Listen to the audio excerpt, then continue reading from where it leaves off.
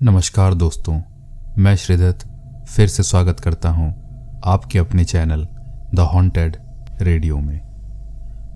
दोस्तों, आज मैं आप सबको कुछ चुनिंदा डरावनी कहानी सुनाऊंगा। कृपया अपने अपने हेडफोन्स लगाइए और कहानी का मजा लीजिए। मेरा नाम अभिषेक है और ये बात पिछले साल की है। वैसे मैं आप सबको बता दूं, मैं एक लॉ का स्टूडेंट हूं और मैं दिल्ली में ही रहता हूँ। मेरा पूरा परिवार गांव में ही रहा करते हैं। पिछले साल सर्दियों की छुट्टी में मैं अपने गांव के घर में गया हुआ था। गांव में 5 दिन बिताने के बाद अब मैं दोबारा दिल्ली लौटने के लिए तैयार हो रहा था। उसी दिन मेरे मामा जी हमारे घर आए थे। उन्होंने कहा, अरे आज रात मैं अपनी कार लेकर दिल्ली जा रहा हूँ, कुछ काम है। इतना सुनते ही मैंने कहा, ये तो अच्छा हुआ मामा जी, मैं भी आज रात आपके साथ ही चला जाऊंगा। मुझे ट्रेन में ट्रैवल करना बिल्कुल पसंद नहीं, इसीलिए मैं मामा जी के साथ जाने के लिए तुरंत तैयार हो गया। फिर देखते ही देखते शाम हो गई। मैंने अपना पूरा सामान बांध लिया। ठीक रात 8 बजे मैंने अपना डिनर कर लिया और 9 बजे मैं और मामा जी उनके कार में रवाना हो गए। नवंबर का महीना चल रहा था, इसलिए बाहर बहुत कड़ाके की ठंड पड़ रही थी, पर हमने विंडो ग्लासेस ऊपर चढ़ा दिए थे। हम आराम से बातें करके आगे बढ़ रहे थे। करीब रात 1:30 बजे अचानक हमारी कार बंद हो गई। मामा जी ने कार स्टार्ट करने की बहुत कोशिश की, पर कार स्टार्ट नहीं हो पा रही थी। फिर हम दोनों कार से नीचे उतरे। बाहर सच में बहुत ही ज़्यादा ठंड पड़ रही थी। मामा जी ने बोनेट खोला और देखने लगे। तभी उन्होंने कहा, अच्छा तो ये बात है, ये बिगड़ गया है। मैंने पूछा, क्या हुआ मामा जी? मामा जी ने कहा, अरे नहीं कुछ नहीं बेटा, माइनर सा प्रॉब्लम है, मैं अभी ठीक कर दूंगा। ठंड के कारण मुझे सिगरेट पीने की बहुत इच्छा होने लगी, पर वहाँ मामा जी थे, तो मैंने मामा जी से कहा, अरे मामा जी मैं ज़रा हल्का होकर आता हूँ। उन्होंने कहा, ज़्यादा अंदर मत जाना, काफ़ी गहरा जंगल है। फिर मैं रास्ते से नीचे उतरा, झाड़ियों के पीछे आकर सिगरेट पीने लगा। मैं सिगरेट पी ही रहा था, तभी मुझे कुछ दूर जंगल में एक जगह कुछ रोशनी दिखाई दी। मुझे ये बात बहुत ही ज़्यादा अजीब लगी, क्योंकि मेरी जानकारी में उस जंगल में कोई नहीं रहता। फिर उस रोशनी की ओर मैं आगे बढ़ने लगा। कुछ दूर आगे बढ़ने के बाद मैंने एक अजीब सा नज़ारा देखा। वहाँ एक स्टेज लगा हुआ था और उस स्टेज पर एक लड़का और एक लड़की डांस कर रहे थे और 5-7 लोग नीचे बैठकर उस शो को एंजॉय कर रहे थे। मैं भी उस स्टेज के पास जाकर उनका डांस देखने लगा। उनका डांस देखकर तो मेरी हंसी निकल गई। वो दोनों काफ़ी अटपटे तरीके से नाच रहे थे। सारे लोग उनको देखकर हंस रहे थे। तभी मैंने देखा स्टेज के एक कपड़े पर अचानक आग लग गई। मैंने चिल्लाते हुए सबको कहा, पर किसी ने मेरी बात को ध्यान नहीं दिया। वो दोनों भी आराम से स्टेज पर नाच रहे थे। तभी अचानक से पूरे स्टेज में आग लग गई। वो लड़का और वो लड़की, वो दोनों भी जल रहे थे। मगर सबसे डरावनी बात तो ये थी, वो लोग जल रहे थे तब भी नाच रहे थे। नीचे बैठे लोग अब भी उनको देखकर हंसे जा रहे थे। तभी वो दोनों जलते हुए स्टेज से नीचे उतरे और उसके बाद एक बहुत ही खौफनाक नज़ारा मैंने देखा। वो दोनों डांसर्स खुद जल रहे थे और नीचे बैठे लोगों को एक एक करके गले लगा रहे थे। फिर देखते ही देखते वहाँ के सारे लोग आग के चपेटे में आ गए और वो सारे जल रहे थे। फिर वो सब मेरी ओर आगे बढ़ने लगे। मेरा शरीर वहीं जम गया। मैं चीख भी नहीं पा रहा था। वो सब मेरे पास आ रहे थे। अब मुझे मेरी मौत मेरे सामने ही दिखाई दे रही थी, पर पता नहीं कहाँ से मुझ में अचानक से हिम्मत आ गई और मैं चिल्लाते हुए वहाँ से भागने लगा। तभी कुछ दूर जाने के बाद मामा जी ने मुझे थाम लिया। उन्होंने मेरी हालत देखी और मुझे कार तक ले गए। अब कार ठीक हो चुकी थी। फिर हम दोनों वहाँ से आगे बढ़ गए। करीब 1 घंटे बाद मैंने मामा जी को वो पूरी बात बताई। मेरी पूरी बात सुनने के बाद उन्होंने कहा, कई साल पहले उस जगह एक गांव बसता था। एक बार वहाँ एक मेला आया हुआ था। उसी मेले में एक लड़का और एक लड़की अपना नाच दिखा रहे थे। तभी उनके मंच पे अचानक से आग लग गई। उन दोनों के साथ 5 लोग और भी उस आग के चपेटे में आ गए थे और देखते ही देखते सबके सब मारे गए। उस दिन से वो जगह शापित बन गई, इसीलिए उस गांव के लोग भी वो जगह छोड़कर चले गए। उसके बाद वो जगह एकदम से भूतिया बन गई, इसीलिए मैंने तुम्हें ज़्यादा अंदर जाने से मना किया था। ये सब सुनने के बाद मैं और भी ज़्यादा डर गया और मुझे बुखार हो गया, पर कुछ दिन बाद मैं ठीक भी हो गया। चलिए सुनते हैं आज की दूसरी कहानी। मेरा नाम धर्मेश है और मैं एक बैंकर हूँ। ये घटना मेरे साथ ही घटित हुई थी जब मैं हाई स्कूल में था। ये 80 दशक की ही बात है। तब हमारा पूरा परिवार हमारे गांव में ही रहा करता था। तब मैं गांव के ही सरकारी हाई स्कूल में पढ़ता था। मेरे ताऊजी यानी कि मेरे पापा के बड़े भाई तब गांव के मुखिया थे, इसीलिए हम सबका उस गांव में एक अलग ही रुतबा था। वरुण भैया मेरे ताऊजी के एक लौते बेटे थे और वो शहर में रहकर पढ़ाई करते थे। गर्मी की छुट्टियों में वो गांव आए हुए थे। वो जब भी आते थे हम दोनों खूब मस्ती मजाक करते थे। हमारे गांव से कुछ दूर एक छोटी पहाड़ी पड़ती थी और उसी पहाड़ी के ठीक पीछे एक 2 मंजिला पुराना मकान था। हमारे गांव का कोई भी आदमी उस ओर कभी नहीं जाता था। घर के बड़े आदमी भी हमेशा उस जगह जाने के लिए हम सबको मना करते थे, पर हमेशा मुझे उस मकान को देखने की इच्छा थी। एक दिन दोपहर को मैंने वरुण भैया से कहा, भैया आपने उस पहाड़ी वाले मकान को कभी देखा है अंदर से?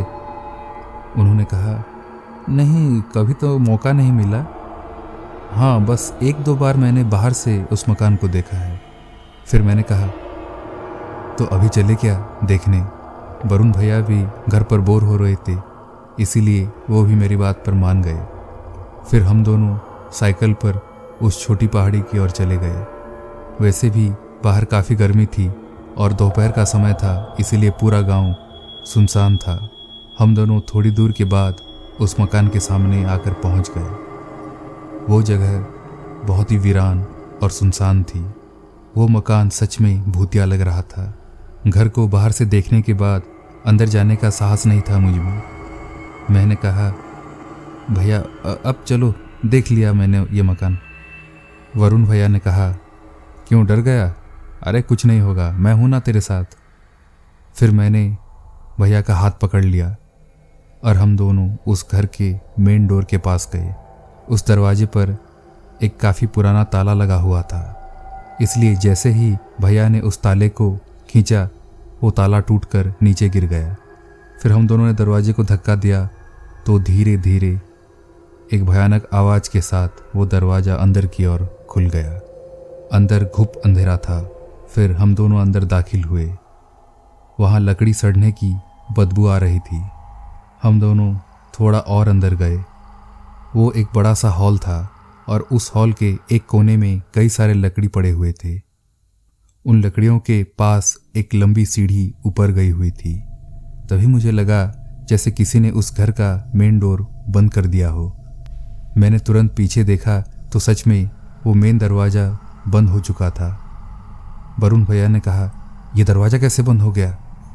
फिर हम दोनों घबराकर दरवाजे के पास गए। फिर हम दोनों डर के मारे कांपने लगे, क्योंकि दरवाज़ा बाहर से दोबारा लॉक हो गया था।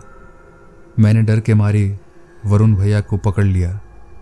भैया ने चिल्लाते हुए कहा, अरे कोई है? किसने ये दरवाज़ा बंद कर दिया? बाहर कोई है क्या? पर किसी ने कोई जवाब नहीं दिया। अब हमें पता चल गया था कि हम बुरे फंस गए हैं आज। पर वरुण भैया बहुत ही ज़्यादा हिम्मती थे। उन्होंने मेरा हाथ पकड़ा और हम दोनों दौड़ते हुए सीढ़ियों की ओर भागने लगे। फिर हम सीढ़ियों से चढ़ते हुए ऊपर वाले माले में आ गए। ऊपर पहुंचते ही हमने किसी की हंसने की आवाज़ सुनी। तभी हमने देखा हमसे कुछ दूर एक कमरा था और उसी कमरे से ही वो हंसने की आवाज़ें आ रही थी। हम दोनों धीरे धीरे उस कमरे के पास जाने लगे। तभी अचानक उस कमरे का दरवाज़ा अपने आप ही खुल गया और एक भयानक परछाई वहाँ खड़ी हंस रही थी। उसे देखकर हम दोबारा सीढ़ियों की ओर भागने लगे। पर वो परछाई अब सीढ़ियों में हमारा इंतज़ार कर रही थी। तभी भैया ने कस के मेरा हाथ पकड़ा और सामने वाली खिड़की की ओर हम दोनों भागने लगे। हम खिड़की से कूदने ही वाले थे कि तभी उस परछाई ने भैया के पाँव को पकड़ लिया।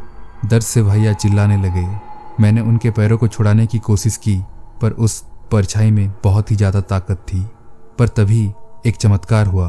वो खिड़की हवा से पूरी तरह से खुल गई और अंदर धूप आ गई। धूप उस परछाई पर पड़ते ही उसने भैया का पैर छोड़ दिया और हम दोनों उसी खिड़की से नीचे कूद गए।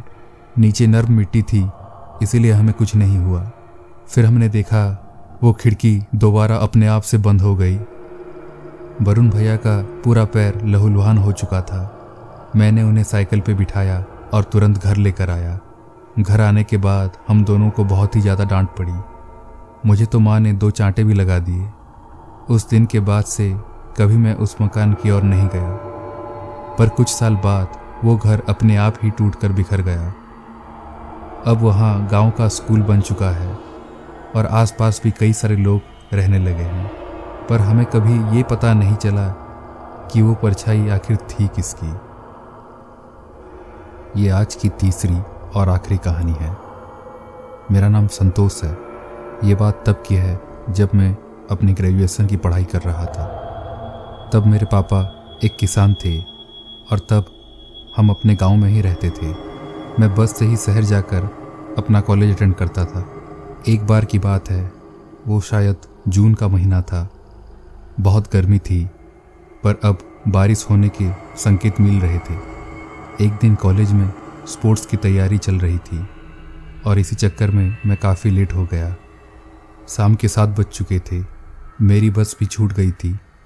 वैसे मेरा गांव ज़्यादा दूर नहीं है कॉलेज से, सिर्फ 1.5 किलोमीटर ही था। तो मैंने पैदल ही जाने का सोचा और मैं धीरे धीरे कदम बढ़ाकर अपने घर की ओर बढ़ने लगा।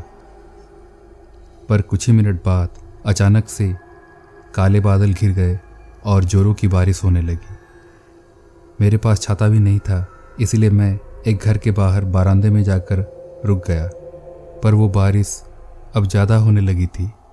फिर भी मैं कुछ देर वहाँ खड़ा रहा, लेकिन काफ़ी देर हो गई और अब रात के 8 बजने को थे। मैंने अब तय किया भीगते हुए ही घर जाने के लिए। फिर मैं उसी बारिश में ही भीगते हुए पैदल अपने घर की ओर चलने लगा। हाईवे ख़त्म होने के बाद अब मैं मेरे गांव के रास्ते की ओर मुड़ गया। वहाँ से गांव बस 1 किलोमीटर ही दूर था। वो रास्ता थोड़ा जंगली था, इसलिए मुझे थोड़ा थोड़ा डर लग रहा था। तभी मुझे गांव वालों की एक डरावनी बात याद आ गई। वो सब कहते थे, ऐसी अंधेरी रात की बारिश में एक छलावा रास्तों में भटकता रहता है और वो हमेशा लोगों को अपना छाता ऑफर करता है। अगर किसी ने उसका छाता ले लिया तो वो छलावा उसे अपने साथ ले जाता है। ये बात याद आते ही मेरे तो रोंगटे खड़े हो गए। पर मैं क्या करता, जैसे भी हो मुझे पैदल ही अपने घर जाना था। मैं बिना कुछ सोचे आगे बढ़े जा रहा था। तभी मुझे पीछे से साइकिल की आवाज़ आई। मैंने पीछे देखा तो एक लंबा आदमी छाता पकड़कर मेरे पीछे आ रहा था। वैसे अंधेरे के कारण मैं उसे पहचान तो नहीं पाया, पर मुझे लगा वो मेरे दोस्त के पापा सुनील चाचा होंगे। तो मैं एक जगह रुक गया और चिल्लाकर कहा, सुनील चाचा आप हो क्या? उसने कोई जवाब नहीं दिया। फिर कुछ देर बाद वो साइकिल वाला मेरे पास आकर रुक गया। फिर उसने कहा, इतनी बारिश में भीग रहे हो, ये लो बेटा मेरा छाता ले लो। मैं उनसे छाता लेने वाला ही था कि तभी मैं रुक गया और मैंने कहा, मुझे छाता दे देंगे तो आप भीग नहीं जाएंगे? रहने दीजिए, मैं चला जाऊंगा। फिर उस आदमी ने कहा, मेरी फिक्र छोड़ो बेटा, जल्दी से छाता ले लो ले लो। अब मुझे वो गांव वालों की छलावे वाली बात फिर से याद आ गई। मैंने कहा, जी छाता नहीं चाहिए, वैसे आप कौन हैं? वो आदमी अब गुस्सा हो गया और उसने कहा, जल्दी से छाता ले लो। अब उसकी आवाज़ थोड़ी भयानक हो रही थी। फिर उसने कहा, छाता ले लो, नहीं तो मैं तुझे अभी यहाँ कच्चा चबा जाऊंगा। ये सुनते ही मैं डर के मारे कांपने लगा। ये वही छलावा था। फिर मैं बिना सोचे समझे, ना आगे देखा ना पीछे, मैं अपने घर की ओर भागने लगा। मैं पीछे मुड़कर भी नहीं देखना चाहता था, पर अभी भी उसकी साइकिल की आवाज़ मेरे कानों में पड़ रही थी। कुछ देर भागने के बाद आखिरकार मैं गांव में पहुंच ही गया। गांव के दायरे के अंदर दाखिल होने के बाद अचानक से वो छलावा गायब हो गया। मैं जैसे तैसे करके घर पहुंचा। बारिश और डर के कारण मुझे काफ़ी बुखार हो गया था। कई दिनों बाद जाकर मैं ठीक हुआ।